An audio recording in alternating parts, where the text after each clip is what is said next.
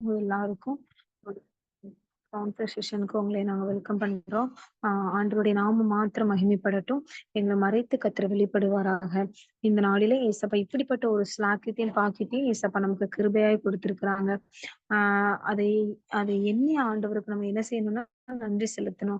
எத்தனையோ பேர் உலக பிரகாரமான வேலைகளில இருந்தனாலும் நம்மளை ஏசப்பா ஒன்று கூடியிருக்கிறாங்க அப்படின்னா அதுல ஒரு நோக்கம் உண்டு. இந்த நாளில அவருடைய வசனத்தின் அடிப்படையில ஒரு சில காரியங்கள நம்ம என்ன செய்ய போறோம்னா, நம்ம என்ன செய்ய போறோம்னா, கவுன்சிலிங் மாதிரி நம்ம என்ன செய்றோம்னா கற்றுக்கொள்ள போறோம். எல்லாருக்கும் ஒரு தெரிஞ்ச ஒரு என்ன அப்டின்னா, அ நம்ம ஆண்டவர்ட்ட நெறைய வேலைகள்ல அ காலையில ஜெபிக்கிறோம், நைட்டு ஜெபிக்கிறோம், அ தூங்கும்போது பேசுறோம், வேலை பார்க்கும்போது பேசுறோம். ஒவ்வொரு இடங்கள்ல போம்போது அவர்ட்ட நெறைய என்ன செய்றோம் அப்டின்னா, விண்ணப்பங்கள நம்ம என்ன செய்றோம்னா வைக்கிறோம். நெறைய விண்ணப்பங்கள வைக்கிறோம். நல்லா யோசிச்சு பாருங்க. இந்த நாளிலேயே எத்தன காரியங்கள ஆண்டவர் சமூகத்துல நம்ம வச்சிருக்கிறோம். இந்த நாள்ல நம்ம காலையில இருந்து நீங்க பாருங்க, ஆண்டவருடைய சமூகத்துல நம்ம எத்தன கொஸ்டின் வச்சிருக்கிறோம். அப்படி இல்ல கூட படிக்கிறவங்களுக்காக நம்ம ஜெபம் இருக்கலாம். நம்ம வீட்ல உள்ளவங்களுக்காக ஜெபத்த ஏறெடுத்திருக்கலாம்.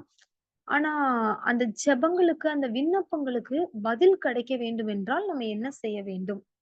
இதுதான் இன்னைக்கு நம்ம பார்க்க போறோம்.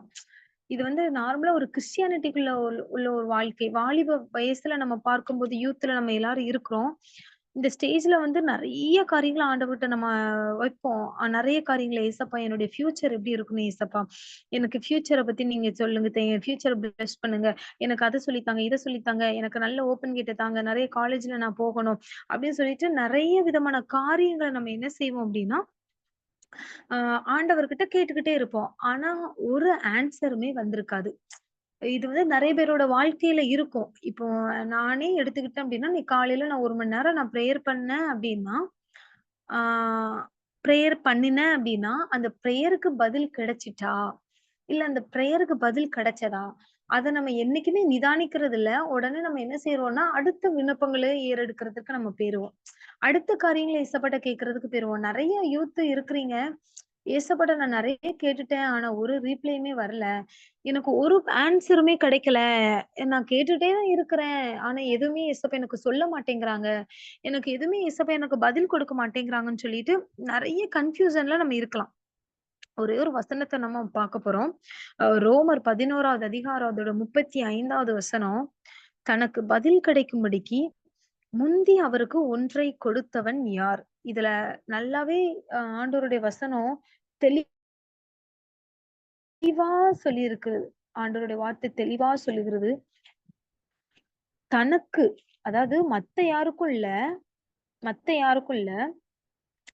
தனக்கு பதில் கிடைக்கும்படிக்கு முந்தி அவருக்கு ஒன்றை கொடுத்தவன் யார்?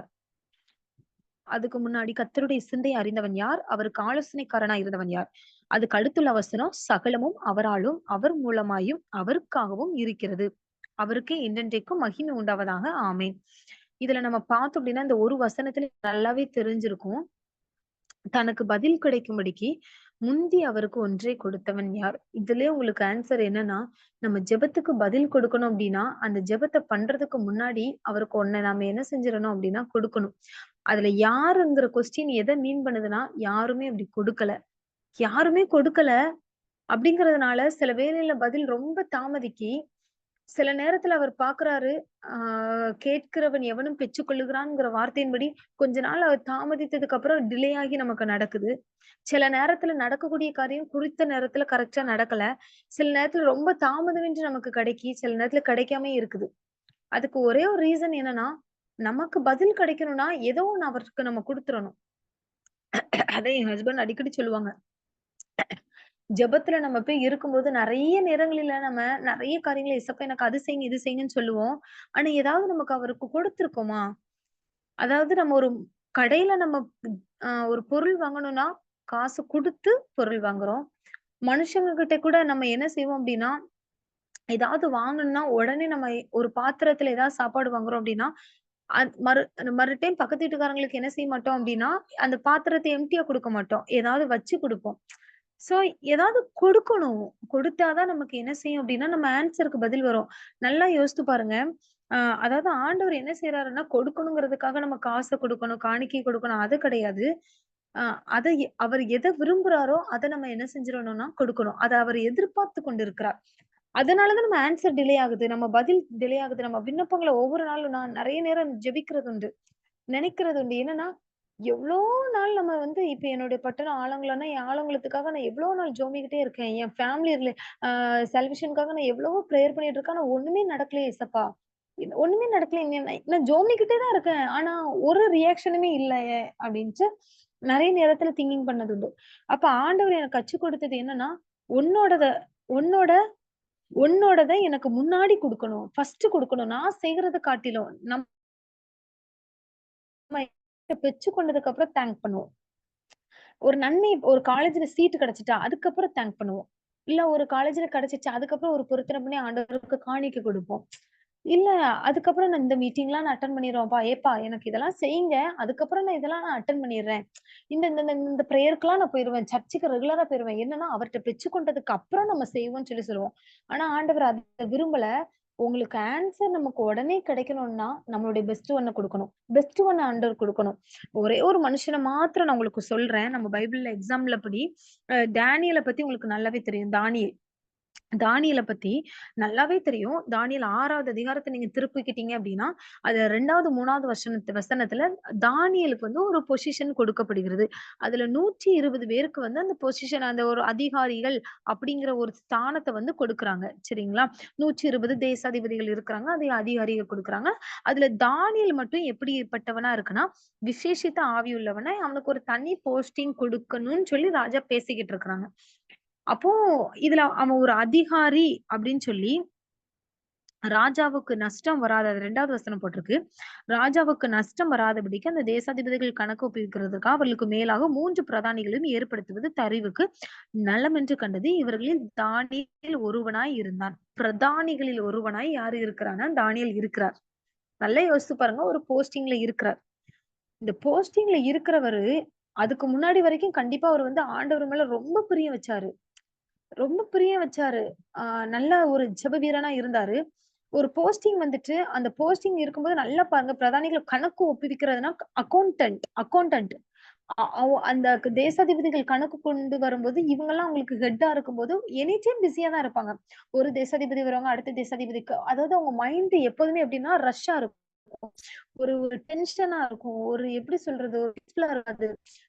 அத கவனிக்கணும்னு சொல்லி அதுல கணக்கு விட்டுறக்கூடாதுன்னு சொல்லி அந்த ஒரு சிச்சுவேஷன்ல வாழ்ந்தவர் தான் தானியேல். தானியேல்னா 10வது அதிகாரத்துல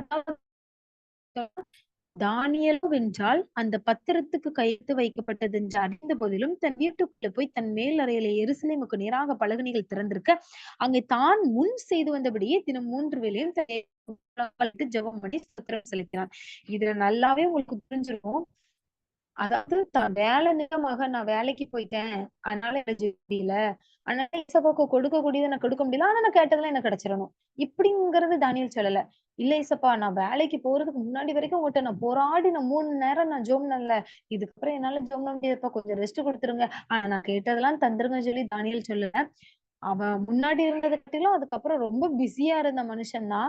பிஸியா இருந்தவன் என்ன செய்றான்னா, அவன் ஜோம்ன கூடாதுன்னு சொல்லி தான் ஒரு பிளான் போடுறாங்க. அவன் பிரேயர் பண்ணக்கூடியது கூடாதுன்னு சொல்லி தான் பிசாசு திட்டம் போடுறான். அவன் பிரேயர் பண்ணக்கூடாதுன்னு சொல்லிட்டு தான் அவனுக்கு பலவீனத்த கொண்டு வரான். அவன் பிரேயர் பண்ணக்கூடாதுன்னு சொல்லிட்டு தான் அவன் சோர்வுகளை கொண்டு வரான். எல்லாத்தையும் கொண்டு வந்தனாலும், என்னோட எருசலேம் நான் அடிமைத்தனத்துல இங்க இருக்கேன். ஆனா என் எருசலேம் அந்த திசையில இருக்கு.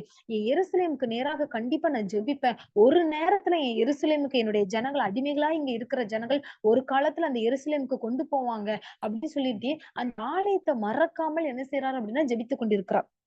ஜெபத்தை விடல. இதுல நல்லா பாருங்க தானியேல் டிஃபிகல்ட்டான ஒரு டைம் ஆண்டவர் கொடுக்குறாரு. கொடுக்க முடியாது. முடியாதுன்னு ஒண்ணுமே கிடையாது. ஏன்னா அந்த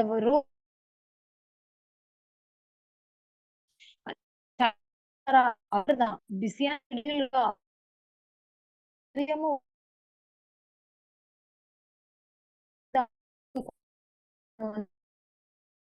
கொடுக்க ஸ்கிப் அவன் என்ன அப்படின்னா, அதுக்கப்புறம் அவன் ஒரு பெரிய தரிசன வீரனா எழும்ப முடிஞ்சுச்சு. தரிசன வீரன். பிற்காலத்துல இஸ்ரவேல் ஜனங்களுக்கு என்னென்னலாம் நடக்க போகுது? அந்த நேபுகாத் நேச்சாருக்கு என்ன நடக்க போகுது? அந்த பாபிலோன்ல என்ன நடக்க போகுது அப்படிங்கறத அவன் காமிச்சு, என்னுடைய ஜனங்கள் இருந்து என்ன செய்வாங்க